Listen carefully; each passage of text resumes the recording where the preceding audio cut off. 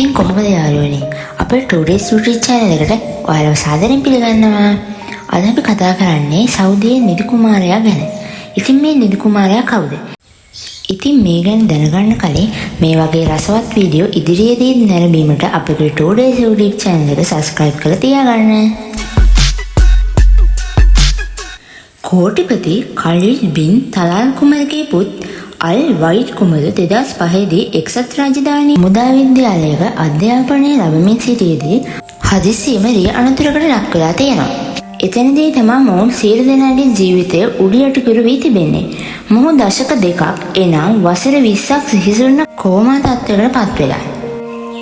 එතනින් පසු ඔහු සෞදි අරාබියේ රියාද්කින් අබ්දුලාසිස් රෝහලේදී ජීවිතාරක්ෂක ආධාරකය රැඳී සිටි අතර 2015 දී වෛද්‍යවරු ජීවිතාරක්ෂක ප්‍රතිකාර අවසන් කිරීමට උපදෙස් දුන් නමුත් ඔහුගේ පියා එය දැඩි ලෙස ප්‍රතික්ෂේප කරමින් ආශ්චර්යය සිදුවේ යයි විශ්වාස කරලා තියෙනවා. දෙවියන් වහන්සේට ඔහු මේ යනවා දකින්න අවශ්‍ය නම් ඔහු මේ වන විටත් මියගොස් තිබිය යුතුයි යනුවෙන් ඔහුගේ පියා පවසා තිබෙනවා.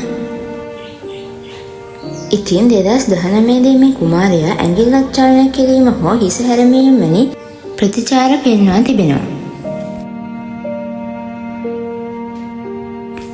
2025 දී මොහු 36 වියට පා තැබූ අතර සැවොම මවිතයට පත් කරමින් නැවත සිහිය පැමිණ ඇති බව අන්තර්ජාලය හරහා පැතිර යන තොරතුරු වලින් තහවුරු වෙලා තියෙනවා.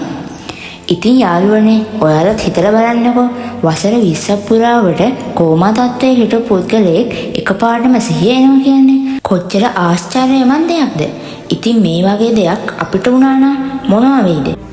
ඉතින් මේ ගැන ඔයාලා හිතන්නේ මොකද්ද? ඔයාලගේ අදහස් පහත කමෙන්ට් කරගෙන යන්න අමතක කරන්න එපා. ඒ වගේම ලයික් කරලා මගේ 2days YouTube channel එක subscribe කරන්න අමතක කරන්න එපා. ස්තුතියි ඔයාලට.